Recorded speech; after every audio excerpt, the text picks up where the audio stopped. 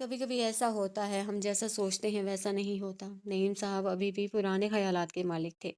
वो तहरीम के इस टैलेंट से नावाकिफ़ थे क्योंकि उनकी नज़र में अभी तक ग्राफ़िक की कोई वैल्यू नहीं थी। जबकि ग्राफ़िक्स आज ऑनलाइन दौर में इस कदर आगे थी कि वो घर घर बैठे अच्छा खासा उससे फ़ायदा उठा सकती थी।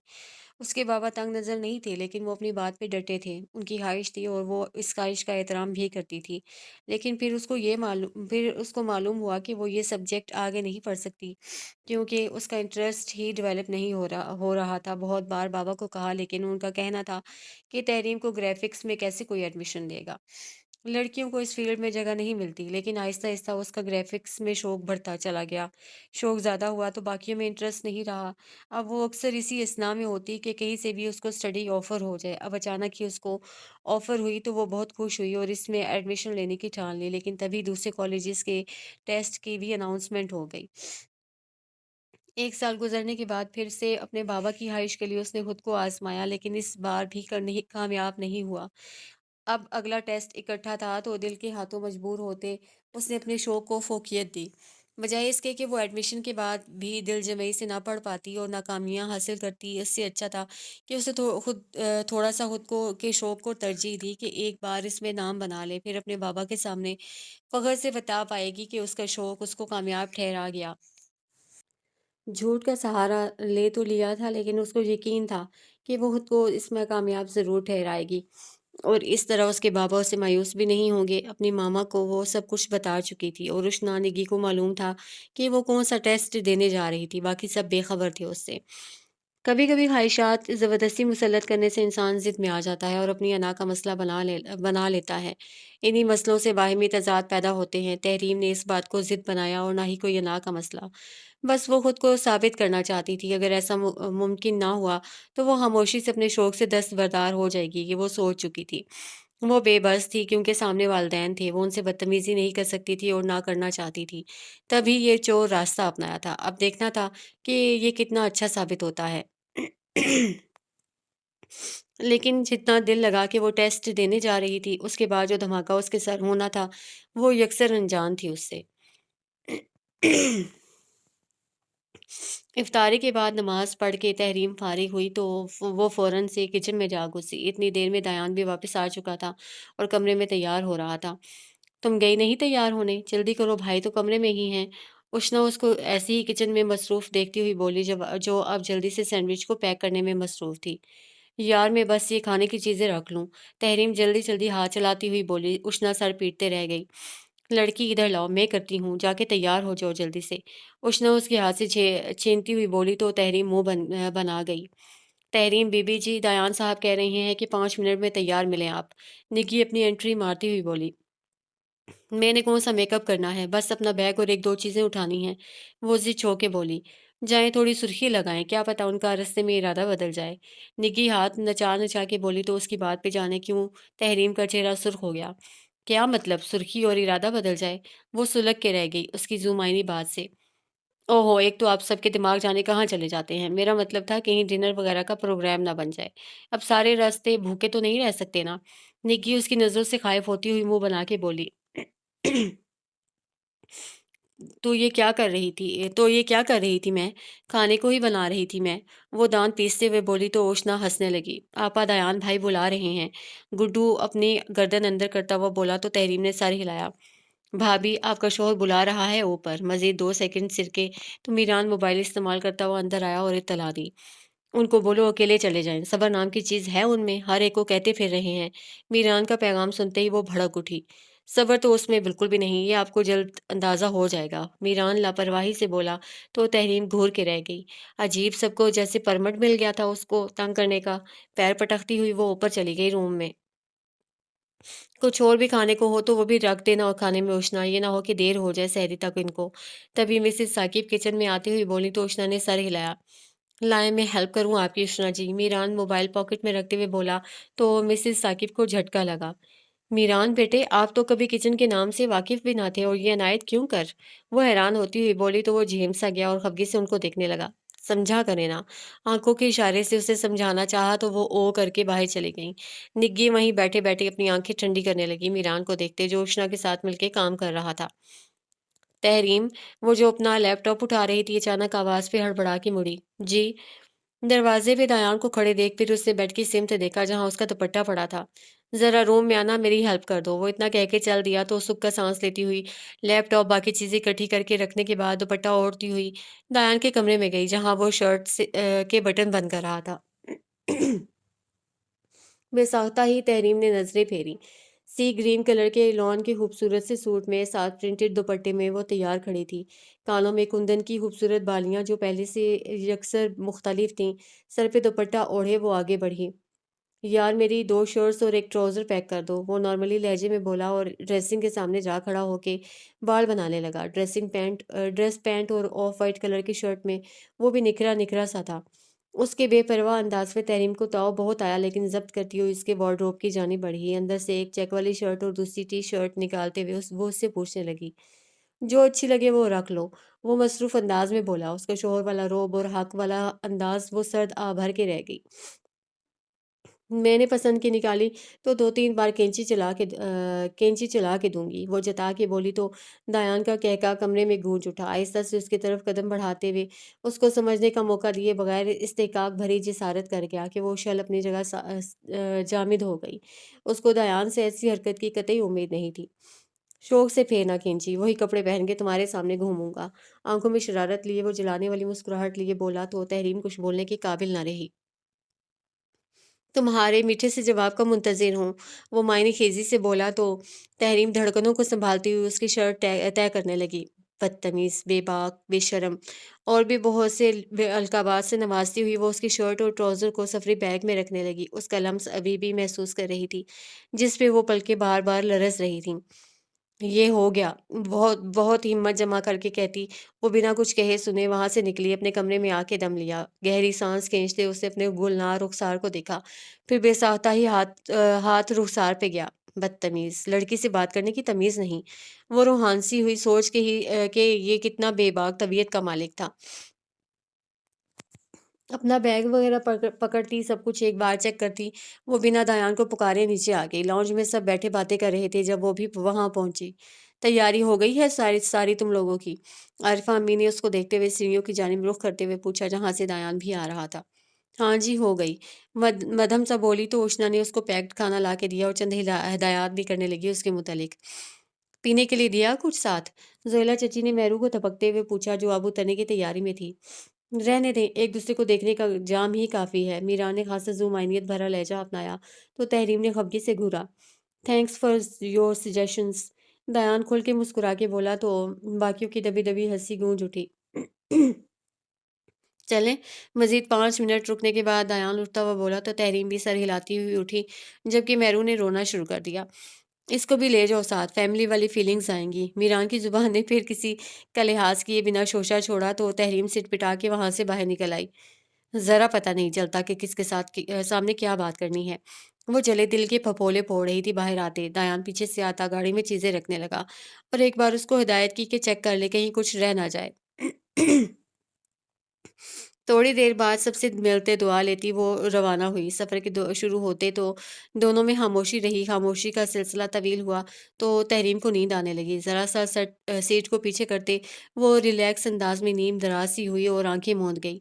दायान अफ़सोस से सर नफ़े में हिलाता हुआ रह गया कि अब सफ़र ऐसे ही बदमज़ा गुज़रेगा क्या? वो तो सो गई थी। सड़क पे चढ़ते ही दायान को कॉल आ गई। जिस पे वो मुस्कुराता हुआ ऑन करके कानों में ब्लूटूथ लगा गया। तहरीम की दोबारा आंख दयान की आवाज़ पे खुली थी, शायद वो हंसा था किसी बात पे। उसने नासमझी से देखा जो होंठों पे दिल फरेब मुस्कुराहट लिए कुछ कह रहा था।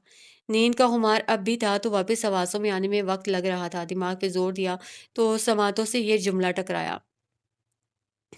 जी जनाब, मुझे भी आपसे उतना ही प्यार है जितना आपको या शायद ज़्यादा।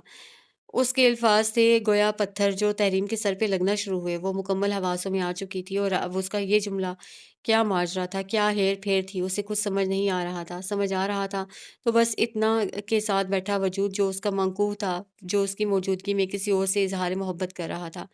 बाकी के अल्फ़ाज़ उसे समझ नहीं आ रहे थे। क़ुव्वत गोयाई जैसे सल्ब करके रह गई थी। तहरीम उसके जुमले पे बेयकीनी की कैफ़ियत में उसकी जानिब देखने लगी। उसकी मौजूदगी में वो किसी और से इज़हार मोहब्बत कर रहा था, उसको नज़रअंदाज़ किए। किसका फ़ोन है? दायान इस बात से बेखबर था कि तहरीम जाग चुकी थी। हुँ, उसकी आवाज़ पे वो चौंका और उसकी जानिब देखा। दोस्त है, वो मुस्कुरा के बोला और कॉल काट के ब्लूटूथ उतारे सामने डैशबोर्ड पे रखे। तहरीम को उसकी बात पे बिल्कुल भी यकीन ना आया, लेकिन फ़िलहाल वो खामोश रही। रात आहिस्ता-आहिस्ता गहरी होती जा रही थी और उनके दरमियान खामोशी का दौरानिया बढ़ता जा रहा था। मुसलसल 3 घंटे से वो ड्राइविंग कर रहा था और उसकी खामोशी से थोड़ा ज़िच भी हो चुका था। इन दोनों के दरमियान रिश्ता ऐसा था कि वो से तकल्लुफ़ और आराम से बात कर सकती थी बिना झिझक के। लेकिन यहाँ शायद वो बात भी नहीं करना चाह रही थी। क्या कोई बात करो। बिलाखिर दयान ने पहल की क्योंकि अगर उस ऐसे ही खामोशी रही तो अनकरीब था कि वो उसको नींद आ जाती। क्या बात? वो आँखें मूंदी ऐसे ही पड़ी थी जब उसकी फ़रमाइश पे आँखें वाह की और उसको देखा जो हनूज़ संजीदगी से ड्राइव कर रहा था। कुछ भी करो, खामोश ना रहो। उसने एक नज़र तहरीम को देखते कहा तो वो सर्द आह भर गई। क्या बात करूँ? समझ नहीं आ रहा। कुछ तवक्कुफ़ के बाद कुछ ना समझ आने पे वो बेबसी से बोली। Tell me about your favourites. कुछ ज़्यादा नहीं बस ये बा उसके सवाल पे वो बोलने लगी कि दयान ने आगे से लफ्ज़ उचक उचक लिया। बालियाँ और ये तुम पे सूट भी बहुत करती हैं, जस्ट ब्यूटीफुल। उस पे अपनी गहरी नज़रें मरकूज़ करता हुआ बोला तो तहरीम अपना सर झुका गई जैसे मुस्कुराहट छुपा रही हो। आप अपने बारे में बताएँ। चंद मिनट मज़ीद खामोशी की नज़र हुए, तो अब की बार तहरीम ने पहल की। दायान उसके पूछे पे खुल के मुस्कुरा उठा। मुझे सबसे ज़्यादा तो तुम ही पसंद हो और उसके अलावा भी बहुत कुछ। नज़रें सामने रास्ते पे मरकूज़ किए वो मुस्कुराती और नरम लहजे में बोला, तो तहरीम झेप गई। एक तो वो दोनों अकेले थे, ऊपर से उसकी ऐसी बातें। उफ़! दिल की धड़कन मज़ीद तेज़ हुई। जैसे कि तहरीम अब रुख उसकी तरफ कर चुकी थी, तभी दिलचस्पी से वो बाकी की पसंद भी पूछने लगी। जैसे कि तुम्हारा मुस्कुराना, ख़ास करके मुझसे छुपा के मुस्कुराना, तुम्हारी ये पहनी बालियाँ, तुम्हारा मुझे देखना, मुझसे बात करना, तुम्हारा मेरे साथ रहना और ये कि तुम मेरी हो, ये सब मुझे पसंद है। तुम सर तपा मेरे लिए चाहत हो। गाड़ी की स्पीड कदरे आहिस्ता करते वो गंभीर लहजे में दिल फरेब मुस्कुराहट लबों पे सजाए बोला, तो तहरीम के दिल ने एक बीट मिस की। थोड़ी देर पहले वाली जो बात थे उसके दिल में समाई थी, दायान की बातों की वजह से अब जैसे उनका शक व शुबा नहीं बचा था, उसका दिल दायान की बातों पे ईमान लाने को कह रहा था और ऐसा हो भी गया। तभी वो मुस्कुराती हुई नज़रें फेरती बाहर की जानिब देखने लगी। मुझे अच्छा लगा कि तुम अपने लिए कुछ कर रही हो, खुद को किसी मकाम पे देखना चाहती हो। वैसे तो मैंने भी तुम्हें एक मकाम तक पहुँचाया ही है। गाड़ी की स्पीड को फिर से नॉर्मल करता हुआ वो नरम लहजे में बोला, तो उसकी आखिरी बात पे तहरीम ने सवालिया नज़रों से देखा। बीवी का मकाम है। फिर कुछ अरसा बाद एक माँ का मकाम, वो याद दिलाता हुआ लापरवाही से बोला, जबकि उसकी ज़ुमानी बात ही दिल ज़ोरों से धड़का ज़ुमानी बात पर ही दिल ज़ोरों से धड़का और उससे बुरी तरह से दयान को घूरा। निहायत ही फ़ज़ूल गोई के शौकीन हैं आप। वो तपे लहजे में बोली तो दयान का कहका गाड़ी में उभरा। इसे फ़ज़ूल गोई नहीं मादाम हकीकत कहते हैं और हकीकत यही है कि आपका शौहर ज़रा रोमानवी अंदाज़ रखता है। उसकी तरफ झुकते हुए वो सरगोशी में बोला, तो तहरीम ने उसके कंधे पे दबाव डालते पीछे को किया। गाड़ी चलाएं आप। वो खफगी से सुर्ख चेहरा लिए बोली। तकल्लुफ़ की दीवार तो हट चुकी थी। वो उससे छोटी-छोटी बातें करता रहा रास्ते के दौरान और वो सुनती भी और सुनाती भी। कभी उसकी बातों पे वो झेमती तो कभी शर्मा के सुर्ख पड़ जाती जिस पे वो महज़ूज़ होता। पढ़ाई की बातें शुरू हुईं तो तहरीम को जैसे किसी गिल्ट ने आन घेरा। उसे ये एहसास सताने लगा कि वो अपने बाबा से झूठ बोल के जा रही है और झूठ से कोई काम शुरू करो तो उसका अंजाम कैसे अच्छे की तवक्को रखे। चाहे उसकी नीयत कैसी भी हो, उसकी नीयत साफ थी लेकिन अंदर ही अंदर ज़मीर उसको झंझोड़ रहा था। सफ़र करते हुए उनको 5 घंटे गुज़र चुके थे और दयान का अब थकन से बुरा हाल था। एक ही पोज़ीशन में बैठ-बैठ के कमर अकड़ गई थी। उसके कंधे भी जैसे साकित हो गए थे। रास्ते में आते ढाबे पे उसने गाड़ी रोकी और टेक लगा के बैठ गया। तहरीम ने उसके थके आसाब को देखते हुए पानी की बोतल उसको थमाई और पीछे से बैग पकड़ते हुए कुछ खाने को निकालने लगी। दायान ने मशकूर नज़रों से देखते हुए बोतल थामी और लबों से लगाते हुए घटाघट पीने लगा। कुछ देर आराम करके जाते हैं यहाँ से, कुछ चाहिए? दायान उसके हाथ से सैंडविच लेता हुआ बोला, तो तहरीम ने नफ़ी में सर हिलाया और खुद भी सैंडविच खाने लगी। किसने बनाए हैं? खाते-खाते उसने अचानक सवाल किया तो वो चौंकी। मैंने जल्दी में बस बना लिए। अपना बाइट ख़त्म करने के बाद वो बोली तो दयान ने सर हिलाया। अच्छे बने हैं। तारीफ़ी जुमला तहरीम के कान से टकराया तो वो सर झुका के मुस्कुरा दी। मैं ज़रा फ्रेश होके आता हूँ। दायान कहता हुआ गाड़ी से निकला तो तहरीम खाने में मगन हो गई दायान जैसे ही नज़रों से ओझल हुआ, तो तहरीम ने धड़कते दिल के साथ अपना मोबाइल ऑन किया और अपने बाबा की चैट खोली। मोबाइल का डाटा ऑन करते ही उसको एक मेल रिसीव हुआ। पहले तो इग्नोर करने लगी, लेकिन नोटिफिकेशन पैनल में कुछ देखते वो ठिठकी और उसको जल्दी से देखा। दिल जैसे उदास हो रहा था, तभी कुछ ना सोचते हुए उसने अपने बाबा को एक लंबा सा मैसेज भेज दिया, जिसमें उसने सच-सच बता दिया कि वो कहाँ जा रही थी और क्यों। अपने शौक को अहमियत देते वो अपने बाबा को नाराज़ करने चली थी, लेकिन दिल के ना मानने पे उसको उन्हें सब बताने पे मजबूर कर दिया। दायान जब गाड़ी में बैठा तो वो अपनी आँखें पोंछ रही थी। उसे देखते अचंभा हुआ कि क्या वो रो रही थी? क्या हुआ, तुम रो रही थी? दायान ने फ़िक्रमंदी से पूछा तो तहरीम ने सूं-सूं करते नफ़ी में सर हिलाया। नहीं, बस ऐसे ही कुछ आँख में चला गया था। वो दुपट्टे से चेहरा साफ करती गहरा साँस भर के बोली थी। तो दयान अपनी सीट से थोड़ा आगे को झुकता उसका चेहरा हाथों के प्यालों में थाम गया कि तहरीम अचानक इस उफ़्ताद पे बौखला गई कि ये क्या करने लगा। मान उसको कमरे में की गई उसकी बेबाक हरकत याद आई तो वो उसके हाथों पे हाथ रखते पीछे की तरफ होने लगी। वेट अ मिनट, मुझे देखने दो, उसको मज़ाहमत करते वो नरमी से बोला, तो तहरीम के हाथ लम्हा भर को थमे। कुछ भी नहीं है। वो हैरान होता हल्का सा पीछे हुआ, लेकिन वहां से हटा नहीं और ना ही उसका चेहरा छोड़ा। कैसे नजर आता? वो हल्का सा मुस्कुराई जैसे तलखी हो। मुझे बात बताओ पूरी। वो मुकम्मल उसको नजरों के हिसार में रखता हुआ बोला, तो उसने सर झटका और अपना आप उसकी गिरफ्त से आजाद करवाया। आज तो जी घर में रौनक ही नहीं है। निग्गी आलू काटते हुए कुछ उदासी से बोली। अभी सहरी का वक्त था तो वो आलू की भुजिया बनाने वाली थी। सहरी का वक्त है, अभी कोई उठा भी तो नहीं ना निगी, तो रौनक कैसे हो? थोड़ी देर में आ जाएंगे सब। जोइला चची साथ साथ पराठे बना रही थी। उसके उदास चेहरे को देखते हुए जवाब देने लगी, तुम गालिबन अपने क्रश के यहाँ ना होने पे उदास हो, क्यों है ना? उष्णा अंदर आती हुई बोली और फ्रिज से दही का बोल निकालते लस्सी बनाने लगी। क्रश के नाम पे निगी के उदास चेहरे पे मजीद उदासी छा गई। वैसे उनकी रुखसती कब कर रही हैं? निगी आलू काट चुकी थी, तभी छुरी को साइड पे रखती इश्तियाक से पूछने लगी। अभी उनको जाने में वक्त है, तो ईद के हफ्ता बाद तक का इरादा है। बस कुछ दिनों में डेट फाइनल करनी है सबने मिलकर। जोयला चची मसरूफ से अंदाज में बोली तो निगी की बाछे खिल उठी। अरे वाह! और उनकी पढ़ाई का क्या? क्या दयान जी उनको बाहर ले जाएंगे अपने साथ? निगी ने कुछ चौंकते हुए याद आने पे पूछा। पढ़ाई का तो अभी नहीं फाइनल, ये तो जब तहरीम को पता चलेगा तभी सब देखेंगे कि वो क्या कहती है। जहाँ तक मुझे लगता है कि दयान ने साथ ले जाना है उसको। फिर कुछ महीनों बाद वो खुद यहाँ शिफ्ट हो रहे हैं पाकिस्तान में। जोयला चची मसरूफ अंदाज में बोली तो उष्णा और निगी ने सर हिलाया। जाओ दोनों लड़कों को उठा लाओ, मैं बाकियों को देखती हूँ। चची ने उष्णा को कहा तो वो सर हिलाती हुई ऊपर कमरों की तरफ की जानिब चल दी। निग्गी अपना मोबाइल निकालती हुई अब किचन में मौजूद हर एक चीज की स्टोरी लगाने वाली थी। भाभी, ये जरा मैं यहाँ बैठती हूँ, आप मेरा बोमरिंग तो बनाएं। पता तो है ना कि किसे कहते हैं। निगी अपना मोबाइल चची को पकड़ाती हुई बोली और टांग पे टांग रखते बैठ गई। चची उसकी बात पे घूर के रह गई। इसी जमाने में रहती हूँ मैं, पता है मुझे सब, वो कहती हुई उसकी एक दो तस्वीरें बनाने लगी। उष्णा अपने ही अंदाज में चलती हुई मीरान और गुड्डू के कमरे के बाहर खड़ी हुई और नॉक करने लगी, लेकिन पहले से ही खुला था। उष्णा अंदर जाने लगी तो उसको गुड्डू की कराहती हुई आवाज सुनाई दी। उष्णा दिल थाम के जल्दी से अंदर दाखिल हुई और फिर अपने अंदर जाने पे शर्मिंदा भी। सामने ही मीरान बाथरूम के दरवाजे में जोर लगाए खड़ा था, स्लीवलेस ब्लैक शर्ट पहने और ट्राउजर्स के साथ कंधे पे तौलिया फेंके वो मुसलसल जोर लगा रहा था। कहीं और जाओ, यहाँ में नजर नहीं आ रहा।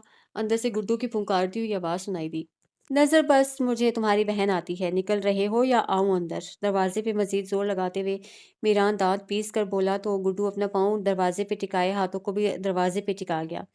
जब से आए हो मेरी इज्जत को खतरा लाहक हो गया है, जाके कोई बीवी लाओ, तुम मेरी जान छोड़ो, उसके साथ ये हरकतें करना। गुड्डू चीखता हुआ बोला तो मीरान का कहका बेसाख्ता था। लड़की ढूंढ के रखी हुई है, लेकिन अभी नाम लिया ना मैंने तो तुम्हारी हड्डियों के 9 पैक्स को गैरत का झटका लग जाना है। ये मशवरे काम ही दो मुझे और दरवाज़ा खोलो। मीरान सर झटक के हंसता हुआ उसको तपाने के लिए बोला, लेकिन जो पीछे खड़ी उनकी लड़ाई देख रही थी उसको झटका सा लग गया। क्या ये मेरी बात कर रहे हैं? उसने दिल में सोचा। मैं हरगिज़ नहीं खोलूँगा दरवाज़ा, तुम्हारी नीयत अच्छे से जानता हूँ मैं। तुम सब के सामने मुझे शर्मिंदा करवाना चाहते हो, निकलो यहाँ से वरना चिल्लाना शुरू कर दूँगा मैं।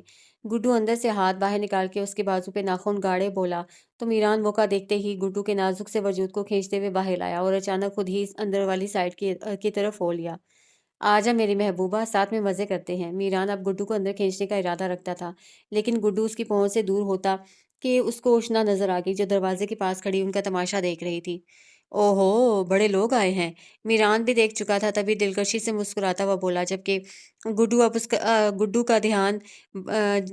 उसका ध्यान भटके देख आहिस्ता से नीचे बैठ के खिसकता हुआ बाथरूम में घुसने लगा। मैं शॉवर ले लूँ, फिर आपसे बातें करता हूँ। उसके कुछ बोलने से पहले ही मीरान उजलत में कहता हुआ बाथ के अंदर हुआ और दरवाज़ा बंद कर लिया। इस बात से बेखबर कि गुड्डू पहले ही अंदर जा चुका था। उष्णा हालात समझने की कोशिश में थी कि आखिर हो क्या रहा है, जब अगले ही पल गुड्डू की चीख सुनाई दी। गंदे इंसान! वो दहल के कहता हुआ बाथरूम से बाहर निकला तो पीछे से मीरान का छत फाड़ कहका सुनाई दिया। मीरान अचानक दरवाज़ा खोल के सामने आया तो उष्णा सिटपिटा के रुख फेर लिया, क्योंकि अब वो बिना शर्ट के था। ट्राउज़र उसने पहन रखा था। मीरान भी पल को सिटपिटाया, उसे लगा था कि वो जा चुकी थी। अब आराम से वेट करो तुम मेरे बाहर आने तक। मीरान दिल जलाने वाली मुस्कुराहट से कहता हुआ छपाक से अंदर बंद हुआ। जल्दी आओ नीचे दोनों, खाना लगने वाला है। उष्णा दोनों पे 2 हर्फ भेजती हुई नीचे आ गई। हम कब तक पहुँच जाएँगे? पूरे रास्ते दायान उससे हल्की-फुल्की बातें करता दोस्ती का हाथ बढ़ा चुका था। तहरीम अब नॉर्मली उससे बातें कर रही थी। अभी तो थोड़ा टाइम है पहुँचने में, घंटा हो सकता है। टर्न लेते हुए दायान ने कहा तो तहरीम ने सर्द आह भरी। तब तक तो सहरी का टाइम निकल जाएगा, उसके लहजे में फ़िक्र थी।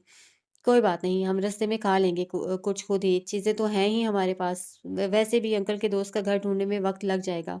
एक नज़र तहरीम को देखा, जिसके चेहरे झुंझलाहट के आसार नज़र आ रहे थे। कानों में हस्बे आदत बालियाँ मौजूद थीं, जो तैयारी की मुनासबत से छोटी-सी प्यारी-सी थीं। तुम रिलैक्स होके थोड़ा आराम कर लो। नहीं, 1-2 बार आँख लगी तो है, लेकिन थोड़ी देर बाद खुल जाती है, तो सर दर्द शुरू हो जाता है ऐसे ही। अब पहुँच के ही एक बार सोऊँगी। सीट से टेक लगाते हुए वो रास्ते पे नज़र जमाती हुई बोली, रात का समा था, लेकिन सड़कें अभी भी रोशन थीं। रमज़ान के महीने में तो वैसे भी सभी लोग सहरी तक जागते रहते थे, कुछ इबादत में मसरूफ़ रहते, तो कुछ लोग ऐसे ही खुशगपियों में। अगर अच्छा लगे तो थोड़ा इधर इधर आ जाओ, हो सकता है कि सुकून से सो सको। वो संजीदगी से उसको मशवरा देने लगा, उस इशारा उसका कंधे पे सर रखने का था। तहरीम ने पहले नासमझी से देखा, फिर ज़हन में बात दोहराई तो समझ आने पे वो पल में सुर्ख हुई। लेकिन उसने ज़ाहिर ऐसा ही किया कि उसको बात समझ ना आई और शीशे से बाहर देखने लगी। दायान उसकी अदा पे खुल के मुस्कुराया। गूगल मैप को देखते हुए वो तकरीबन 2.5 घंटे की ख्वारी के बाद आखिरकार मतलूबा पते पे पहुंच गया था और इसी असना में तहरीम गनूदगी में जा चुकी थी। हैरत अंगेज तौर पे अभी वो उसकी तरफ होते कंधे से लगी हुई थी। माई ब्यूटी वेक अप, हम पहुंच गए। दायान ने नरमी से रुखसार थपथपा के कहा। तहरीम, उसका नाम मुकम्मल लेते जैसे दायान के दिल ने एक बीट मिस की, उसके ढके बालों पे होंठ रखते हुए नरमी से उसे पुकारने लगा तो तहरीम होश में आई। पहुंच गए? पीछे हटती वो आंखें मसलती हुई पूछने लगी तो दायान गाड़ी से चीजें समेटने लगा। सहरी उन्होंने खुद ही गाड़ी में कर ली थी, क्योंकि घर उनको नहीं मिल रहा था और अब वो नमाज के वक्त पहुंचे थे। ये खूबसूरत सा बंगला था जहां गाड़ी रुकी थी। घर के बाहर एक छोटा सा प्यारा सा हिस्सा था जहां फूल उगाए गए थे। तहरीम उसकी तकलीद में गाड़ी से बाहर निकली तो दयान ने नईम साहब साहब का दिया हुआ नंबर डायल किया। दूसरी बेल पे ही कॉल रिसीव कर ली गई। जी अंकल, हम बाहर मौजूद हैं। ओके, कॉल बंद करती उसने मोबाइल पॉकेट में रखा और तहरीम का बैग थामे वहां इंतजार करने लगा। कुछ सेकंड्स बाद गेट खुला तो एक मुशफ़्फ़िक़ सा बंदा बाहर निकला। चेहरे पे बशाशत लिए मुस्कुराते हुए वो उनकी जानिब आए और गर्मजोशी से मिले। नईम ने मुझे बताया था कि उसकी बेटी और दामाद आ रहे हैं, माशाल्लाह, और आ जाओ अंदर। उन्होंने दायान से बैग लेते हुए मुस्कुराते कहा। खुशी उनके चेहरे पे झलक रही थी। इन दोनों को लिए वो अंदर बढ़े। अंदर उनकी वाइफ थी, वो भी खुशी से मिली। बेटे, रोजे का टाइम तो निकल गया है, कुछ खाया तुम दोनों ने? उनकी वाइफ ने पूछा तो तहरीम ने बताया कि वो रास्ते में खाना खा चुके थे। उनके आराम का ख्याल करते हुए उनकी मिसेज ने उनको गेस्ट रूम दिखाया। घर में बस ये दोनों मियाँ बीवी ही रहते थे। इनका एक बेटा भी था जो अलग घर में रहता था। इन दोनों को कमरे में छोड़ते हुए खातून ने नमाज की तलकीन की दोनों को कि नमाज पढ़ के आराम करें। तहरीम तो सर हिलाते हुए वॉशरूम में फ्रेश होने चली गई। कुछ देर बाद फ्रेश सी वज़ू करके बाहर आई तो दायान चेंज करके आरामदेह कपड़े पहन चुका था। उसके निकलते ही अब खुद भी बात में घुस गया। बात लेके वापस आया तो तहरीम नमाज पढ़ रही थी। वो भी पास ही जाए नमाज बिछाए नमाज की नीयत बांध गया। नमाज से फारिग होने के बाद तहरीम अब अपनी थकन उतारने के लिए बेड पे चढ़ गई। मज़े से खुद पे लिहाफ ओढ़े वो सोने के लिए लेटी ही थी कि दायान पे नज़र पड़ गई। वो तो उसको भूल गई थी कि वो भी रूम में है। तो क्या अब वो उसके साथ रूम में रहता और यही पास होता? हरगिज़ नहीं। वो दहल के सोचती हुई नफ़े में सर हिलाने लगी और उसके नमाज़ से फ़ारिग होने का इंतज़ार करने लगी। लिहाफ को साइड पे करते हुए अब वो उठ बैठी और हाथों को मसलने लगी, क्योंकि पूछना भी एक मुश्किल मरहला था। दायान नमाज से फारिग हुआ तो उसको ऐसे ही बैठे हाथों को मसलते देखा। जाए नमाज को साइड पे रखते वो उसकी जानिब आया और कुछ पढ़ते पहले खुद पे फूंका, फिर आहिस्ता से तहरीम के सर पे, जिस पे उसको ढेरों हैरत ने आन घेरा। क्या हुआ, ऐसे क्यों बैठी हो? उसके पास ही बैठे प्यार भरी नजरें उस पर टिकाता हुआ पूछने लगा। तो तहरीम मजीद कंफ्यूज हुई। एक तो तन्हाई, ऊपर से उसका करीब बैठना। हम इस रूम में अकेले कैसे रह सकते हैं? बहुत हिम्मत करके नजरें झुकाया, आखिर में वो कह गई। उसकी बात काबिल गौर थी। दायान ने समझते सारे हिलाया। तुम सो जाओ यहाँ में पे मैं इधर सोफे पे हूँ, रिलैक्स होके सो जाओ।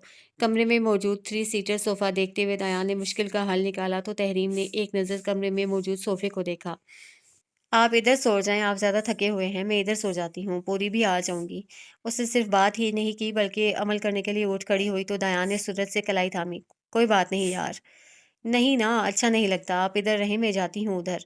वो मासूमियत से बोली कि दायान को उस पे टूट के प्यार आया। तहरीम बिना उसकी सुने जाके सोफे पे लेट गई, लेकिन दायान को बिल्कुल भी अच्छा नहीं लग रहा था। ऐसा तो काफ़ी देर वो ऐसे ही उसके सोने का इंतज़ार करने लगा कि कब वो सोए।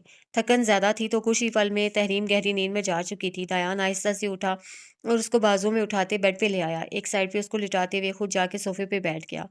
बेड से सरहाना उठाते हुए सोफे पे आ गया तो नज़र तहरीम के दुपट्टे की तरफ गई जो सोफे पे ही मौजूद था। बेड पे मौजूद लिहाफ तो उसने तहरीम पे उड़ा दिया था तो दुपट्टे को देख के वो मुस्कुराया। चलो यही सही। सर्द आ भरते कहता सोफे पे फैल के लेट गया और दुपट्टे को खुद पे फैला दिया। कमरे की रोशनी वो पहले ही मद्धम कर चुका था। बस तहरीम की साइड टेबल वाला लैंप ऑन था। सोने से पहले वो अलार्म लगा के लेटी थी, लेकिन मोबाइल वहीं सोफे पे मौजूद था।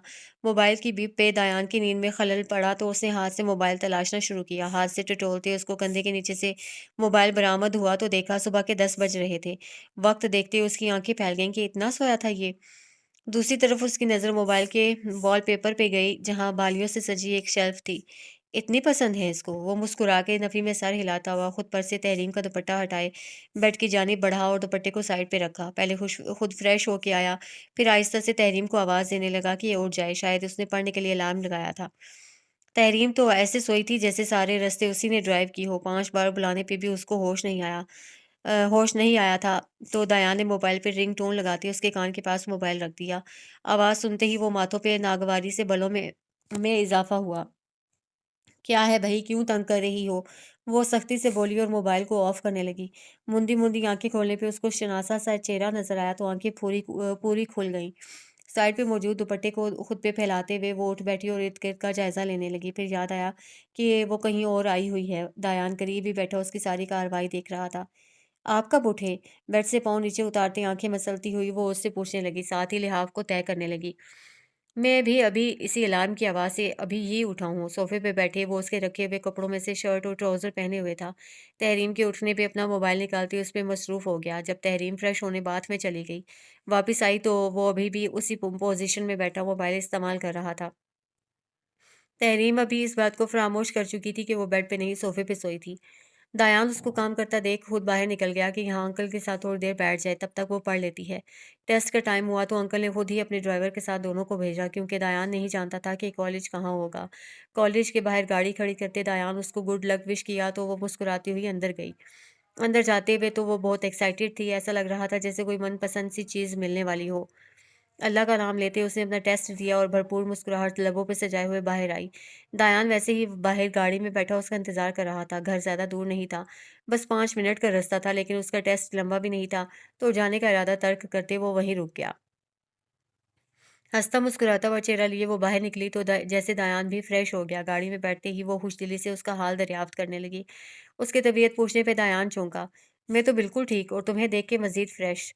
ड्राइवर आगे बैठा था जबकि दायान और तहरीम पीछे थे। तभी दायान थोड़ा शरारत भरे लहजे में उसके करीब होता हुआ बोला, मैं भी बहुत फ्रेश हूँ। उसकी शरारत भरी बात को नज़रअंदाज किए वो हशाश बशाश लहजे में बोली। और उसकी वजह? ड्राइवर को चलने का इशारा करते वो थोड़ा सा उसके करीब हुआ। मेरा टेस्ट बहुत अच्छा हुआ है और इंशाल्लाह मुझे एडमिशन भी मिल जाएगा। इसकी तरफ घूमते वो मुस्कुराते लहजे में बोली, लहजे में ही खुशी फूट रही थी। तो क्या यहाँ इस कॉलेज में एडमिशन होगा? दायान पीछे गुजरती कॉलेज की बिल्डिंग की तरफ इशारा करते हुए बोला तो तहरीम ने नफी में सर हिलाया। ये तो बस टेस्ट की जगह थी। असल में अब मैं जिस मर्जी यूनिवर्सिटी में चाहूँ वहाँ एडमिशन ले सकती हूँ या फिर मुझे बाहर से भी ऑफर आ सकती है पढ़ने की। अगर ये टेस्ट क्लियर हो जाए और इंशाल्लाह ज़रूर होगा। वो चहकती हुई उसका हाथ थाम के बोली, जबकि दायान तो हाथ पकड़े जाने पे ही हैरान रह गया था। उसकी नज़रें दोनों के हाथों पे टिकी हुई थीं। दायान के ने तहरीम के हाथों को अपने हाथ में लिया और नरमी से बोसा देते अपनी गिरफ्त मजबूत की उन पे। मतलब अब दूसरे सब्जेक्ट को खुदाफिज़ कह दिया है? सामने देखते हुए वो बोला तो तहरीम के चेहरे पे साया-सा लहराया, फिर संभल के इस बात में सर हिलाया। हुँ, जब उसमें हो जाएगा तो मैंने ही लूँगी दूसरे सब्जेक्ट में, फिर बाबा भी मेरे साथ ही होंगे। उसका लहज़ा मध्यम हो गया था, जो दायान ने नोट किया। ठीक कहा। दायान ने सर हिलाया। रात में जब तहरीम उदास थी, तब दायान की पुष्टि पे उससे बता दिया था सब। ये भी कि वो झूठ बोल के टेस्ट देने आ रही थी। पहले तो कुछ देर दायान ना बोला, फिर थोड़ी देर बाद उसको हौसला दिया क्योंकि जब वो बाहर गया था तब मेरी तहरीम वॉइस मैसेज करके अपने बाबा को सब बता चुकी थी, लेकिन उनका रिप्लाई नहीं आया था और ना अभी मैसेज डिलीवर हुआ था। इफ्तार के बाद निकलना है क्या? तहरीम ने बिना अपने उसकी गिरफ्त से छुड़ाए बोला। तुम बताओ, थोड़ा रेस्ट करके जाना है या इफ्तारी के फ़ौरन बाद? अगर बाद में जाना तो हम सहरी के फ़ौरन बाद निकल जाएँगे। दायान ने उसकी मर्ज़ी पूछनी चाहिए। इफ्तारी के बाद चलते हैं, मुझे किसी के घर नींद नहीं आती। दायान की जानिब देखते हुए बोली, जो नज़रें अभी भी सामने रस्ते पे जमाए हुए था। रियली? लेकिन मुझे लगा था कि तुम कहीं जाके बहुत गहरी नींद सोती हो। वो कुछ जताते हुए बोला तो तहरीम उसकी बात समझते हुए खिलखिला उठी। वो तो आप थे साथ, इसीलिए थोड़ा बेफ़िक्र हो के सोई थी मैं। वो अपनी साइड क्लियर करती हुई बोली, जो दायान के लबों पे तबस्सुम घुला। मतलब कि तुम मेरे साथ रिलैक्स रह के कहीं भी रह सकती हो। दायान ने महज़ूज़ होके आंखों में शरारत लिए कहा तो तहरीम सिटपिटा उठी उसकी बात पे। अभी तहरीम उसके जवाब में कुछ कहती कि दायान का मोबाइल रिंग करने लगा। वेट। दायान ने आहिस्ता से उसका हाथ आज़ाद किया तो तहरीम उसको देखने लगी, जिसके चेहरे पे अलग ही चमक थी अब। मैं घर जाके बात करता हूँ, ठीक है। वो इंग्लिश में बात कर रहा था। हाल अहवाल पूछने के बाद वो आहिस्ता से बोला और मोबाइल दोबारा पॉकेट में रख गया। उसके बाद तहरीम कुछ न बोली। एक मायूस सी खामोशी पूरी गाड़ी में छा गई, जिसको दयान ने तो महसूस ना किया। अलबत्ता तहरीम को उसका बात ना करना खल रहा था। मामा, मुझे आपसे बात करनी है ज़रूरी। मिसेस साकिब अपने रूम में कबर्ड में चीज़ें रख रही थीं। जब मीरान अंदर दाखिल होता मुअद्दब से बोला, जी बेटे, सुन रही हूँ। वो ऐसे ही मसरूफ़ अंदाज में बोली तो मीरान झुंझुलाया, मामा यहाँ बैठ के सुकून से मेरी बात पे गौर करें। वो कहता हुआ मिसेस साकिब को बाकायदा बाजुओं के हल्के में लाते बेड पे लेके बैठा और खुद उनके कदमों के नज़दीक बैठ गया। ऊपर बैठो ना। इस तरह बैठने पे उन्होंने टोका। नहीं ना, मेरी बात सुने और गौर करें, फिर अमल करें उस पे। वो मखसूस कुन मुस्कुराहट लबों पे सजाए बोला तो उन्होंने सर हिलाया।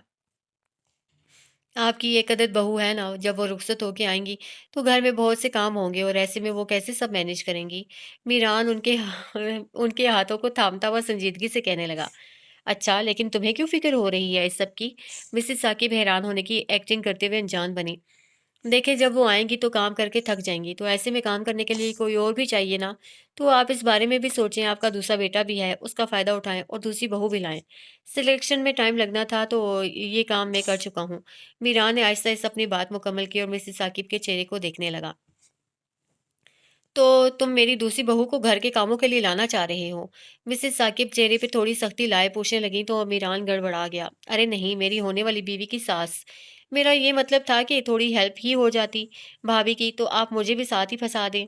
उनकी बात पे थोड़ा खज्जल होते हुए वो संभल के बोला तो मिसेस साकिब मुस्कुरा दी। नहीं, मैं अभी इतना प्यारा बच्चा किसी को नहीं दूंगी इतनी जल्दी। मान चेहरे पे संजीदगी सजाए वो बोली तो मीरान तड़प उठा। मेकअप किसी और का होगा मामा, पहले आपका, फिर अपनी बेगम का, उसके बाद जितनी जल्दी हो सके अपनी नन्ही गुड़िया का। बस उससे ज़्यादा नहीं किसी का मैं। वो बेशर्मी से कहता हुआ आखिर में आँख दबा गया, जिसमें मिसेस साकिब सिर पिटा उठी और उसके कंधे पे चपत रसीद की। आप बताएँ ना कि मैं करूँ उस बात अपने रिश्ते की उससे? मीरान उजलत में कह रहा था और मिसेस साकिब उसकी बातें सुन के हैरान थी। किससे बात करोगे रिश्ते की? वो अचंभे से पूछने लगी। ओहो मामा, उशना जी से। और किससे? ज़ाहिर है पहले उसको प्रपोज़ करूँगा ना। वो झुल्ला के बोला तो मिसेस साकिब ने उसकी अकल पे मातम किया। बेटे जी, ये आपका कनाडा नहीं है जहाँ आप पहले लड़की को प्रपोज़ करेंगे, फिर थोड़ा अरसा अंडरस्टैंडिंग में गुज़ारें, फिर शादी करेंगे। उसके सर पे हल्की सी चपत लगाते हुए वो बोले, वो हँस दिया। जानता हूँ, लेकिन उसको बताना भी तो ज़रूरी है और फिर वो शादी के लिए राज़ी होगी तभी तो आप दादी बनेंगी। मीरान लापरवाही से बोला तो उसकी इस कदर बेबाक गुफ्तगू पे उन्होंने अपना सर पीट लिया। मीरान, कुछ ज़्यादा बिगड़ गए हो तुम, बाज़ आ जाओ। और पहले तुम्हारे भाई की शादी होगी, फिर हम तुम्हारा कुछ सोचेंगे, अभी नहीं। मिसेस साकिब उसको डाँटती हुई आखिर में जानबूझ के बोली तो मीरान आँखें फाड़े उनको देखने लगा। मामा ठीक है, शादी जल्दी नहीं लेकिन मेरे नाम तो करें उसको। वो तड़प के रह गया ज़माने की इस सितम ज़रीफ़ी पे। तभी जाती हुई मिसेस साकिब का हाथ थाम के बोला, तुम्हारी क्लास में लगवाती हूँ तुम्हारे बाबा से। वो आंखें दिखाती हुई बोली। तभी दरवाज़ा नॉक हुआ और रोशना अंदर दाखिल हुई। आंटी आपको अम्मी बुला रही हैं। उनकी सवालिया नज़रों को महसूस करती हुई मुस्कुरा के बोली और बाहर जाने लगी। जब उन्होंने रोक लिया, जी बेटे आपसे मीरान कुछ कहना चाहते हैं, इनकी बात सुन जाएं। मिसेस साकिब एक शरारत भरी नज़र मीरान पे डालते हुए वहां से निकली तो अपनी माँ की बात पे लापरवाह सा मीरान होश में आते सिर पिटा उठा। ये क्या कह गई थी मामा? जी क्या कहना था आपने? वो संजीदगी से बोली तो मीरान गला खंगालते हुए उसके सामने आया। उष्णा उसके बोलने के इंतजार में थी। वो मैं सीधी सी बात करूंगा उष्णा जी। वो पल में मासूमियत भरी शक्ल बनाता हुआ उससे थोड़े फासले पे आया। उष्णा ने नासमझी से उसको बोलने का इशारा किया। क्या आप मेरी मामा की बहू बनेंगी? मोहब्बत भरे लहजे में पूछा गया जुमला उष्णा को घुमा गया। आंखें मेचते उसने एक बार खोल कर नासमझी से देखा। बहू? लेकिन दायान भाई का निकाह हो चुका है। वो चेहरे पे अलग ही तासुरात सजाए बोली। मीरान का पल में मूड गारत हुआ। तो उनका छोटा भाई नज़र नहीं आ रहा आपको? मीरान तड़प के बोला तो उष्णा के तासुरात ढीले पड़े। कौन-सा भाई? वो चौंकती हुई पूछने लगी कि किसकी बीवी बनाना चाहता था ये इसको? मम मैं नज़र नहीं आया आपको? मीरान अब की बार थोड़ा सदमे से बोला तो उष्णा को अचानक होश आया कि ये भी तो उसका भाई था। अच्छा, आप अपनी बात कर रहे थे। वो कदरे रिलैक्स होके बोली तो मीरान ने ज़ोर-शोर से इस बात में सर हिलाया। बताएँ, बनेंगी आप बहू? उसने फिर प्यार भरी नज़र टिकाए पूछा। तो आपको इससे क्या? आप क्यों पूछ रहे हैं? जिनकी बहू बनना है वो पूछें, आपका इससे क्या ताल्लुक? उष्णा बेनियाज़ सी बोली तो मीरान ने तीखी नज़रों से उसको देखा। मुझसे शादी करके ही आप बहू बनेंगी ना? वो हल्के-फुल्के लहजे में समझाते हुए बोला। तो आप ऐसे पूछे ना, वो जैसे बात समझ आने पे सुकून का साँस लिए बोली। कैसे? अब की बार मीरान उसी की बात पे खुल के मुस्कुराया। ऐसे कि क्या आप मुझसे? वो मुस्कुराहट दबाती हुई बोली तो मीरान एक कदम करीब हुआ। मुझसे? उसके बोलने का इंतज़ार करने लगा। ऐसे कि क्या आप मुझसे शादी करेंगी? अभी वो थोड़ा शर्मा कर जुमला मुकम्मल करती कि मीरान उसका हाथ थामता हुआ खुशी और मसर्रत से बोल उठा। ऑफ़ कोर्स मेरी जान, ज़रूर, ज़रूर। मैं तो दुनिया में आया ही इसीलिए था कि तुमसे शादी होती मेरी।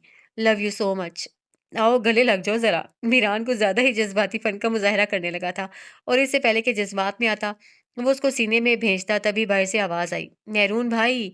तैमूर चीखता हुआ अंदर आ रहा था लेकिन शुक्र कि मीरान ने ऐसी कोई हरकत ना की थी जिस पे वो बाद में शर्मिंदा होता, जबकि उष्णा तो हवानक बनी उसकी शक्ल देख रही थी। उसके इज़हार पे और वालेहानापन पे वो तो शुशदर खड़ी थी। मैं चलती हूँ। उसको अब समझ आई थी कि तहरीम का बीपी क्यों लो होता था। अभी उसको भी यही फ़ील हो रहा था कि उसका सब कुछ लो हो रहा था और अभी वो गिरने वाली थी। मेहरून भाई आपको दयान भाई की मामा बुला रही हैं। वो चलता हुआ अंदर आया और मीरान को बताता हुआ वापस जाने लगा जबकि उसकी बात पे मीरान सदमे में पहुँच गया। मेरी भी मामा वही हैं, छोटे नमूने।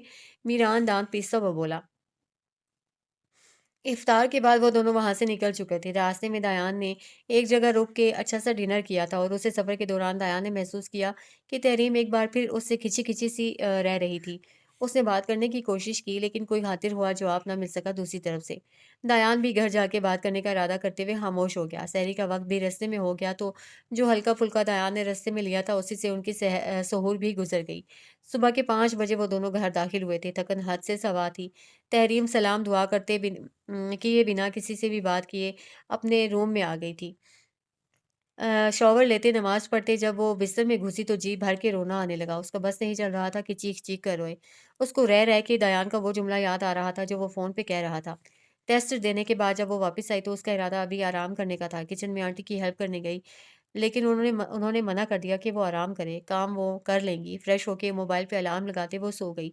दायान बाहर अंकल के साथ ही बैठ गया था। जब वो सो के उठी तो उसको हँसने की आवाज़ें आईं। हवास बेदार हुए तो देखा कि दायान खिड़की के सामने खड़ा होते बाहर देख रहा था और फ़ोन पे किसी से हँस के बात कर रहा था। वो शायद बैरून मुल्क बात कर रहा था क्योंकि अभी वो इंग्लिश में बात कर रहा था। तुम ये चाहती हो कि मैं उसे छोड़ के तुमसे शादी करूँ? प्यार तो तुमसे ज़रूर है लेकिन ये काम मुश्किल है ज़रा। लहजे में शरारत का अंसर लिए वो बात कर रहा था। कम ऑन इतनी भी नादानी वाली बातें ना करो अब। तुम शादी की तैयारी शुरू करो, तुम्हें मैं तैयार ही मिलूँगा। वो हँस के बोला और मुस्कुराते हुए कॉल काट दी। तहरीम ने ऐसे एक्ट किया जैसे कुछ सुना ही ना हो और दोबारा से आंखें मूंद गई। दायान उसको सोया हुआ समझ के कमरे से बाहर चला गया। उसके बाद से तहरीम का दिल बुरा हो गया था हर चीज़ से और अब भी वो कमरे में लेटी आंसू बहा रही थी। इफ्तार के वक्त भी सबके सवालों के बस वो हूँ हाँ में ही जवाब दे रही थी। सबको उसका रवैया बहुत महसूस हुआ, खास करके दायान का ध्यान ही उस तरफ था। क्या हुआ है? जब से आई हो खामोश हो, क्या कोई बात हुई है? कमरे में वो अपनी बालियों को देख रही थी जब उष्णा रूम में एंटर हुई।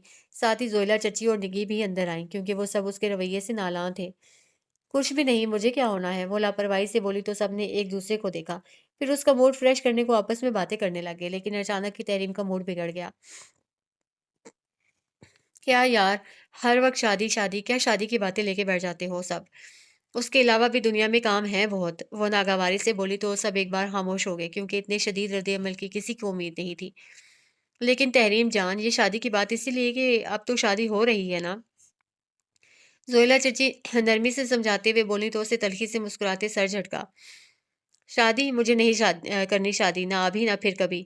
और उन दयान साहब से तो बिल्कुल नहीं। इनफैक्ट पहले ज़रा उनसे मर्ज़ी जान लें कि वो करना भी चाहते हैं या नहीं। वो हद दर्जा नागवार लहज़ा अपनाती हुई बोली कि सबके लबों को जैसे कुफ़ल लग गए। कोई भी तहरीम से इस तरह की बात की उम्मीद नहीं रख रहा था।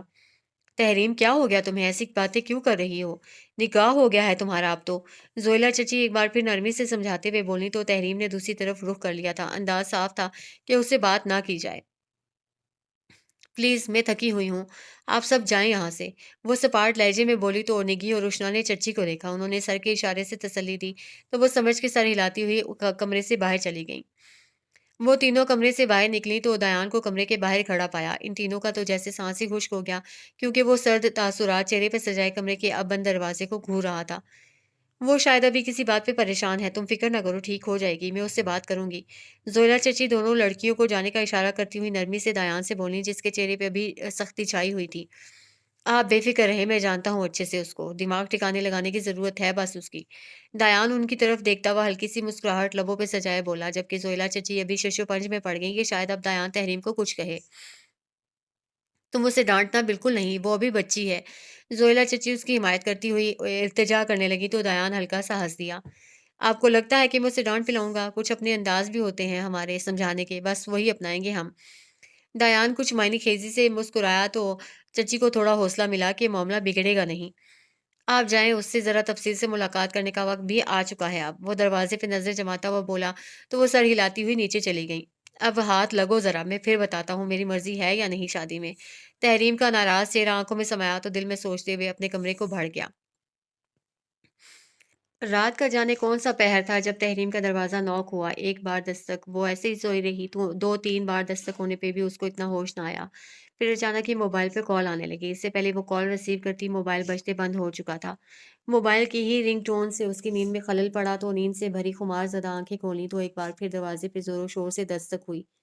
ये कौन इस वक़्त आ गया है? कमरे में मौजूद हल्की रोशनी में घड़ी की तरफ देखते हुए उसने परेशानी से सोचा। अभी सोए उसको इतना वक़्त नहीं गुज़रा था। काफ़ी देर तो वो दयान के बारे में सोच-सोच के ही खुद का खून जलाती रही। मुश्किल से ही नींद आई थी कि अभी आने वाले ने ख़राब कर दी। पाँव में जूता उड़सते वो दरवाज़े की जानिब बढ़ी। क्लिक की आवाज़ से दरवाज़ा खुलते ही कोई अचानक ही अंदर आया और उसके चीखने से पहले ही उसके मुँह पे हाथ रख गया। तभी बाहर से मीरान और गुड्डू की आवाज़ सुनाई दी। यहाँ कोई था ना, है ना? मीरान ने गुड्डू से हल्की आवाज़ में पूछा। खामोशी इतनी थी कि दरवाज़े के पास की गई बात अंदर तक सुनाई दे रही थी। मुझे लगता है दायान भाई थे यहाँ, हमला हो गया है कहीं। गुड्डू ने मीरान को संजीदगी से कहा तो मीरान ने दायान के कमरे का नॉब घुमाया लेकिन वो ना खुला। जबकि गुड्डू की बात सुनते अंदर तहरीम ने अपनी आंखें मज़ीद बड़ी की। हथेली तले छुपे लब कुछ कहना चाहते थे लेकिन मुकाबिल उसको दीवार के साथ लगाए आंखों से खामोश रहने का इशारा कर रहा था। इधर आओ, मैं यकीन से कहता हूँ कि यहाँ छापा पड़ा है, आओ देखें। मीरान की आवाज़ आने के साथ ही दरवाजे पे दस्तक होना शुरू हुई तो दयान उसके कान के करीब झुका। जल्दी से वापस भेजो इनको। आहिस्ता से हाथ हटाते वो लापरवाह अंदाज में सोफे पे जा बैठा जबकि उसके अंदाज पे तहरीम को शदीद किस्म का गुस्सा आया। ये क्या तरीका है किसी के कमरे में घुसने का? बजाय मीरान की पुकार सुनने के, वो दायान पे चढ़ दौड़ी। अभी मैंने कोई तरीका नहीं अपनाया कमरे में घुसने का, शराफ़त से दरवाज़े से आया हूँ। अब उनको तुम भी शराफ़त से कहो कि जाएँ यहाँ से कि हम मसरूफ़ हैं। सोफ़े पे पाँव सीधे किए वो आरामदेह अंदाज में नीम दराज़ होते बोला, अगर तहरीम दरवाज़ा खोलती भी तो बाहर से सोफ़े वाली साइड नज़र ना आती। अगर मैं ऐसा ना करूँ तो? वो तुनक के बोली तो दयान ने उसको गहरी नज़रों से सर तपा देखा जो दुपट्टे से निदार लापरवाह खड़ी थी उसके सामने। मुझे कोई मसला नहीं, मैं जो करने आया था वो तो करके जाऊँगा। दायान कहता हुआ अपनी जगह से उठा तो बाहर से मीरान की आवाज़ दोबारा सुनाई दी। भाभी, वो मेस ना आपके रूम में है, ज़रा चेक कर लें, वरना गहरी रात में वारदात हो जाएगी।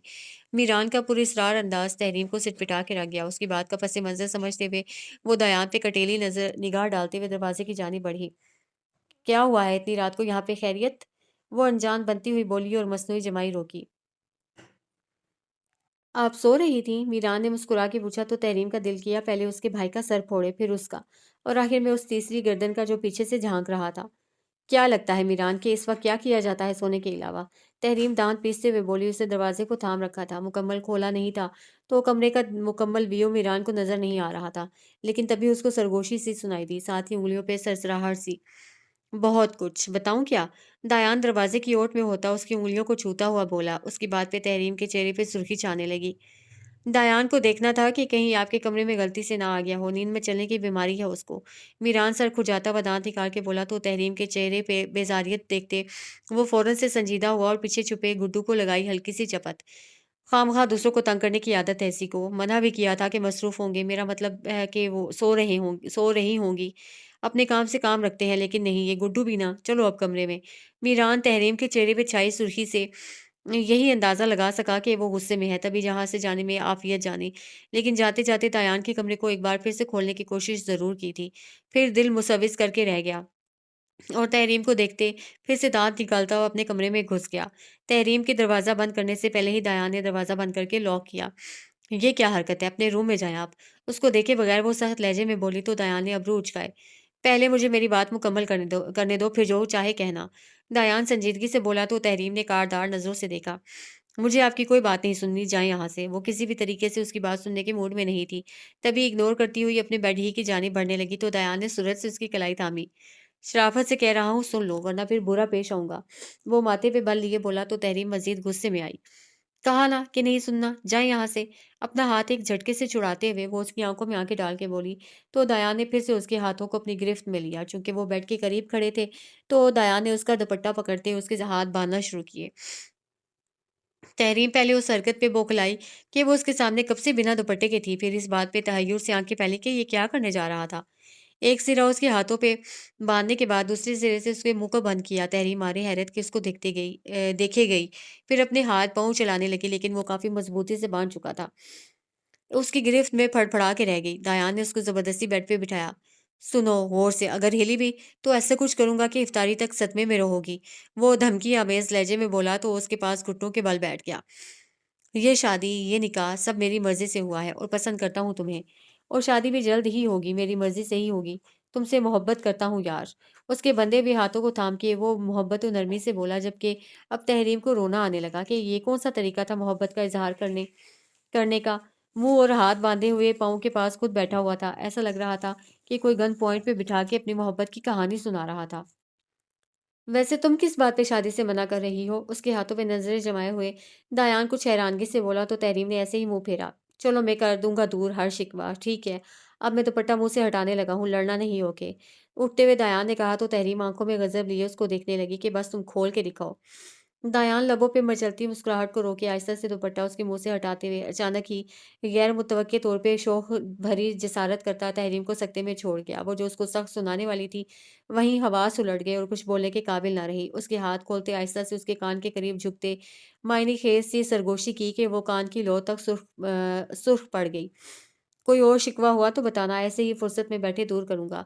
उसके हाथों को खोल के नरमी से सहलाते हुए बोला तो तहरीम उसकी बात का मतलब समझते हुए उसके सीने पे हाथ रखती पीछे की तरफ धक्का देती हुई भाग के वॉशरूम में जाके बंद हो गई। दरवाजे से टेक लगाते पसलियों से बाहर आते दिल को काबू में करने लगी। एक तो वॉशरूम में जाके ऐसे चुभती है जैसे वो मेरा कुछ बिगाड़ लेगा। मैं अभी अंदर आ सकता हूँ?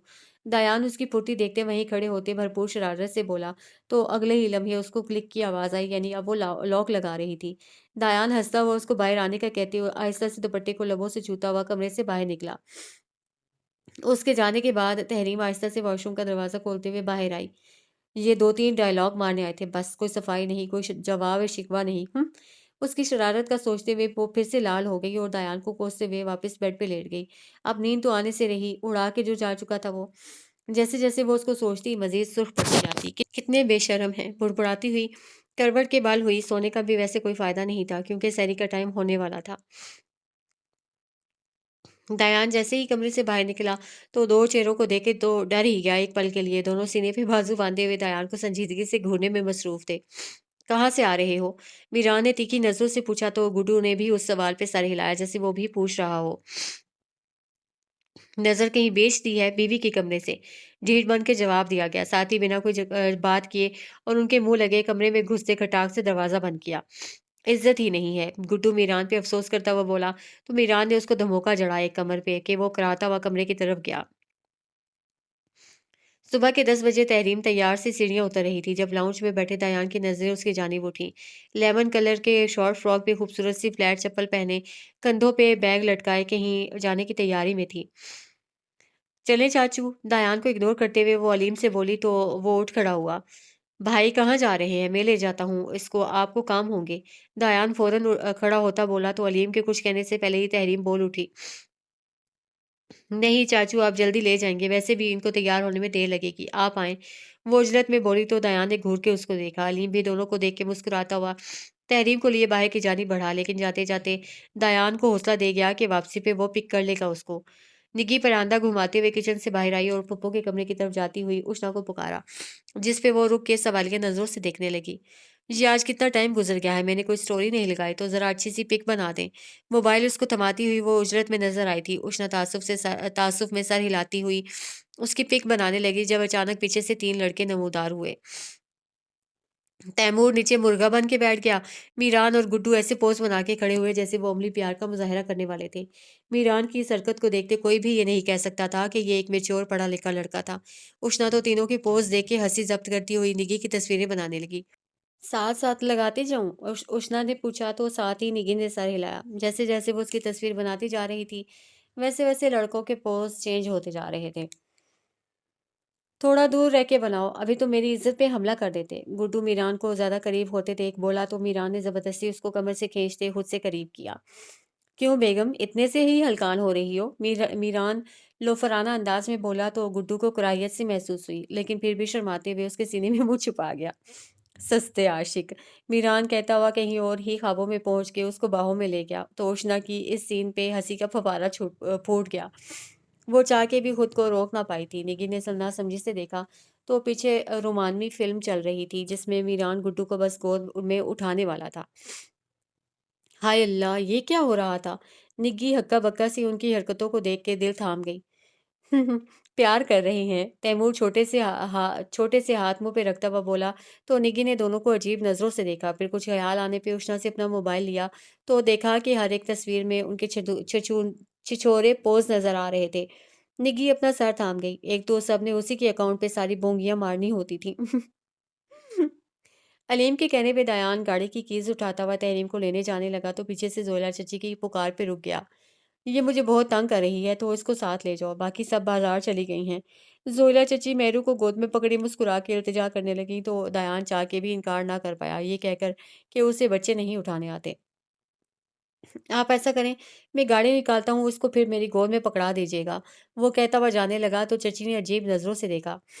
दायान, मुझे काम है अंदर, इतना वक्त नहीं कि इसको तुम्हें बाहर तक पकड़ाती हूँ। पकड़ो इसे और बिठा देना, खामोशी से बैठ जाती है। चची ने उसकी बिना सुनते मेहरू को दायान की गोद में पकड़ाया कि वो हड़बड़ा सा गया। उसकी अरे अरे सुनने के बावजूद वो अंदर चली गई और दायान हवनक बना वहां खड़ा रहा। अब सही तरीका क्या है पकड़ने का? वो मेहरू की टांगे नीचे को झूल रही थी और खुद वो सीधा होने की कोशिश कर रही थी। दायान ने कुछ ना सोचते हुए मेहरू को गोद से नीचे उतारा तो वो खड़ी हो गई। चलना-फिरना आता था उसको तो उसके पैंट को थामे उसके सहारे खड़ी थी। दायान ने उँगली उसकी जानिब बढ़ाई तो मेहरू थाम के उसके साथ चलना शुरू हुई। एक खूबसूरत मुस्कुराहट ने दायान के लबों को छुआ। एक अजीब-सा एहसास गुदगुदाने लगा था। गाड़ी का दरवाज़ा खोलते मेहरू को फ्रंट सीट पे बिठाया और जल्दी से वो ड्राइविंग सीट पे जा बैठा। मेहरू अब अपनी जगह टिक नहीं रही थी तो बार-बार उसकी तरफ हुमकने लगी कि उसको पकड़े वो।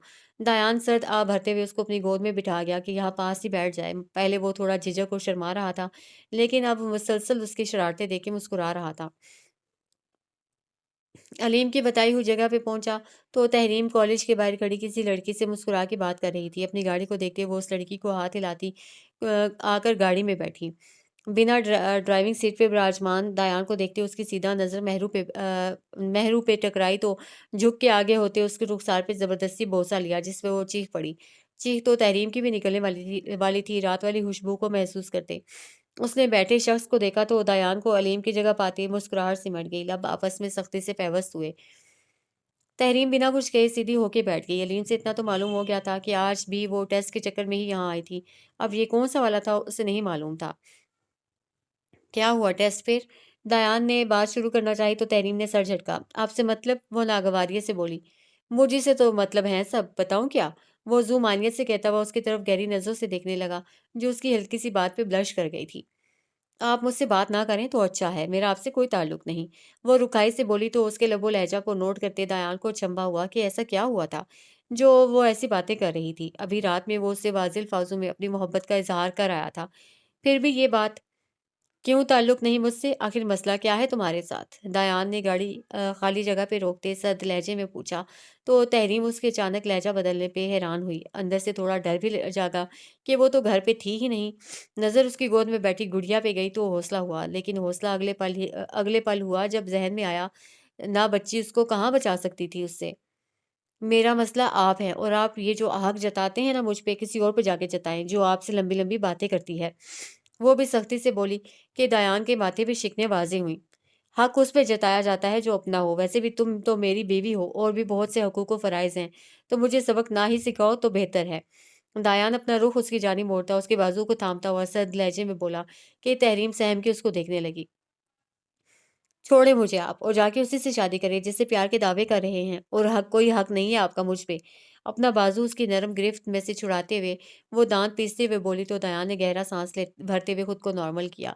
ये लड़की जानबूझ के उसके गुस्से को हवा दे रही थी। हकूक तो बहुत से निकलते हैं, कुछ रात को वाजे भी कर चुका हूँ, और कौन से प्यार के दावे। जहां तक मुझे याद है जिससे दावे वादे किए हैं वो अब मेरे निकाह में ही है।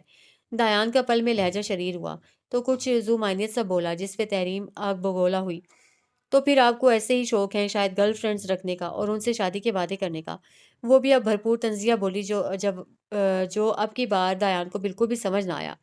आखिर ये लड़की क्या सोच रही थी उसके बारे में? ऐसा तो कुछ भी नहीं। क्यों, तुम्हें जेलसी हो रही है? बिना उसकी बात का पस-ए-मंज़र समझते हुए वो उसको छेड़ने की गर्ज से बोला, लेकिन यहाँ किसको मालूम था कि वो इस मामले में हसास बैठी थी। तभी उसकी बात सुनते ही एक शिकवा निगाह उसकी तरफ उठाई। दयान के लबों पे शरीर मुस्कुराहट मचल रही थी, लेकिन गौर किसने करना था? अचानक दायान के लबों से मुस्कुराहट गायब हुई और आंखों में फिक्र जागी। कुछ गलत होने का एहसास हुआ क्योंकि तहरीम अब बाकायदा रोना शुरू हो गई थी। हे, क्या हुआ? मैं मजाक कर रहा था। ऐसा कुछ भी नहीं, रो क्यों रही हो?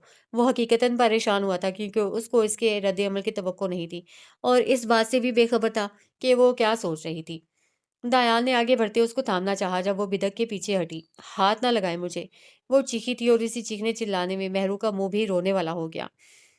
तुम्हारी ऐसी की तैसी। दयान उसके टोकने पे घूरते हुए उसकी तरफ बढ़ा जब महरू रोना शुरू हो गई। तहरीम ने उसको रोता देख खुद की गोद में बिठाया और कंधे के साथ लगाया। पहले खुद तो चुप हो जाओ, और रोने वाली बात क्या है? दयान सच में झिल्ला के बोला तो वो उसको काट खाने को दौड़ी। लेमन कलर के ड्रेस पे रोई रोई आंखें, सुर्ख होती नाक और होंठ। दयान ने पल भर को दिलचस्पी से देखा। आपको इससे क्या? मुझे घर छोड़ के आएँ। वो रोने के दरमियान बोली, तभी अचानक मोबाइल रिंग करना शुरू हुआ। तो दयान ने सामने डैशबोर्ड पे रखा अपना मोबाइल देखा, जहाँ हनी कॉलिंग लिखा आ रहा था। ये वीडियो कॉल थी। तहरीम के आंसू मज़ीद रवानी से बहना शुरू हुए। दयान ने उसकी जानिब देखा, जो आंखों में शिकवे लिए उसको देख रही थी, जैसे कह रही हो उसी से वादे किए थे ना शादी के, हुँ? दायान ने गहरा साँस भरते हुए कॉल पिक की। तहरीम को उस बात पे भी मज़ीद रोना आया कि उसके रोने को नज़रअंदाज करते वो अब दूसरी को तरजीह दे रहा था। तहरीम का रोना थमा जब स्पीकर से आने वाली आवाज़ पे वो चौंकी, फिर बेयकीनी से मोबाइल स्क्रीन को देखा और फिर दायान को, जो गहरी साँस भरता, खुद को नॉर्मल करने की कोशिश करता दूसरी तरफ का हाल-अहवाल पूछ रहा था। "कहाँ हो भई? कहाँ हो अभी?" दूसरी जानिब से सवाल किया गया। "तुम्हारी भाभी के साथ।" दायान सर्द आह खींचता हुआ बोला तो तहरीम भाभी लफ्ज़ पे चौंकी, यानी क्या हुआ भई? यानी ये कोई लड़का था जिसको वो लड़की समझ रही थी, लेकिन कोई लड़के से ऐसे प्यार मोहब्बत वाली बातें क्यों करेगा? अच्छा, बाहर आए हो, साथ ही हैं, तो थोड़ा तारुफ ही करवा दो। वो मखसूस इंग्लिश एक्सेंट में बोला तो तहरीम खजल सी हो गई। दायान ने उसकी फरमाइश पे तहरीम को एक नज़र देखा, जो अपने आंसू पे काबू पा चुकी थी। उससे नज़र चुराती अब वो मेहरू के साथ बात कर रही थी। अभी तो नहीं, घर जाके करवाता हूँ बात। मोबाइल पे नज़रें मरकूज़ किए वो बालों पे हाथ फेरते बोला तो तहरीम ने अपना सर झुका लिया। ज़रूर वो उसकी हालत को पेश नज़र रखते हुए बोला था। तुम बताओ तुम्हारी मिसेज कहाँ है? गाड़ी को दोबारा से स्टार्ट करते हुए सामने मोबाइल सेट किया तो उससे हल्की-फुल्की बात करने लगा। नाराज़ है वो आजकल तुम्हारी वजह से, तुम्हारा इंतज़ार हो रहा था कि तुम जल्दी से आओ। अपनी मिसेज से भी नहीं मिलवाया तुमने उसको। हनी मुँह बना के बोला तो दयान हल्का-सा हँस दिया। घर जाके मैं तुम दोनों की तफ़सील से मुलाकात करवाता हूँ अपनी मिसेज से, अभी ड्राइव कर रहा हूँ, ठीक है? अलविदाई कलमात कहते हुए उसने कॉल काट दी। तो गाड़ी में बेमायनी से खामोशी छा गई। इस खामोशी में बस तहरीम की बालियों की आवाज़ थी जिससे महरू छेड़खानी कर रही थी। ये आपके दोस्त थे? तहरीम ने झिझक के बात शुरू करना चाही। दायान ने उसके सवाल पे निगाह उसकी तरफ उठाई, तो वो ऐसे ही महरू के साथ मसरूफ़ बेनियाज़ सी नज़र आई। उसके लब हल्की-सी मुस्कुराहट दिखाते साकित हुए। वो बस सर हिला गया। आपके साथ कनाडा होते हैं? अगला सवाल इसी मध्यम आवाज़ में पूछा गया। उस पे भी दायान ने कुछ न कहा, बस सर हिलाया। तहरीम समझते हुए कुछ पल खामोश रही, फिर तवक्कुफ के बाद बोली, इनका नाम हनी है, लेकिन ये तो लड़कियों का नाम नहीं होता। दिल में मचलता सवाल आखिर लबों पे लाई तो उसके गुजरे रवैये की दायान को अब समझ आई। यानी अक्सर जब वो बात करता था हनी से, तो उसको लगता कि ये लड़की है। इतनी जल्दी तो माफ नहीं करना था उसने उस एतबारी पे। हन्नान, हन्नान नाम है उसका, निक नेम हनी है। वो संजीदगी से बोला तो तहरीम को शर्मिंदगी होने लगी। उसके बाद गाड़ी में मज़ीद कोई बात ना हुई थी। उसकी खामोशी अब तहरीम को खल रही थी। दायान ने घर के गेट के सामने गाड़ी खड़ी की तो तहरीम बाहर निकलने लगी। महरू इस वक़्त सो चुकी थी। उसको आहिस्ता से गोद में उठाते हुए वो अंदर बढ़ी तो दायान गाड़ी से उसकी एक चीज़ उठाता बाहर निकलने लगा। लेकिन नज़र सीट पे पड़ी एक बाली की तरफ गई। सिल्वर कलर की खूबसूरत सी बाली हाथ में थामे उसको पॉकेट में रखा और उसका बैग थामे अंदर की तरफ बढ़ गया। अंदर गया तो लड़कियां सोफों पे अपना-अपना सामान बखेर के बैठी हुई थीं। जबकि तहरीम उनमें नहीं थी। तहरीम उसको चची के कमरे से निकलती हुई नज़र आई। लाज़मी वो महरू को लिटा के आ रही थी। मीरान वहाँ सोफ़े पे लेटा हुआ उष्णा को ताड़ने में मसरूफ़ था। साथ-साथ उसकी लाई हुई चीज़ों की तारीफ़ भी कर रहा था। तैमूर उसके ऊपर बैठा मोबाइल में गेम खेल रहा था। दायान उसी सोफ़े पे उसके पाँव की जानिब बैठ गया। तहरीम ने सामने टेबल पे अपनी चीज़ें देखी तो उनको उठाती हुई कमरे में छोड़ने चली गई। 5 मिनट में वापस आई तो दायान के बिल्कुल साथ वाले सोफ़े पे बैठ गई। इरादा अब अपना रवैया ठीक करने का था, जो वो कुछ दिनों से खराब करके बैठी थी। क्या-क्या लाई हो? तहरीम निकी से बोली तो अपनी चीज़ें दिखाने लगी और साथ-साथ छोटी चीज़ें भी, जो वो उसके लिए भी लाई थी। उष्णा जी ने और आपकी सास से शादी का जोड़ा देखा था, बहुत खूबसूरत था जी, बिल्कुल परी वाला। निकी चीज़ें दिखाती-दिखाती साथ ही बोली, तो उष्णा ने उसके बाजू पे थप्पड़ मारा जबकि तहरीम चौंकी। मेरी शादी? वो हैरान कुन नज़रों से सामने बैठी अपनी सास को देखने लगी, तो मुस्कुराती हुई कपड़े तय कर रही थी। मेरी शादी कहाँ से आ गई बीच में? तहरीम ज़बरदस्ती मुस्कुराती हुई उष्णा को घूरती हुई बोली जबकि दायान ने बस एक लापरवाह सी नज़र उस पे डाली। यही तो है बीच में, कहाँ से आनी है बेटे? शायद ईद के बाद आपकी रुखसती है। तैयारी पकड़ ले अब बस। किसी के बोलने से पहले ही मिसेस साकिब हल्का-सा हँस के बोलीं, तो तहरीम ने दायान को कनखियों से देखा, फिर ऐसे ही चारों इतराफ में नज़र दौड़ाई, अम्मी कहीं नज़र ना आईं। वो उनमें बैठी अब उनकी बातों के हल्के-फुल्के जवाबात दे रही थी, साथ मुस्कुराहट लबों पे ऐसे चिपकाई थी जैसे उसको हटाने से कोई अनहोनी हो जाएगी। सबको ऐसे ही लगा कि वो शादी की बात सुन के नॉर्मल हो गई है, कोई एतराज़ नहीं उसको जबकि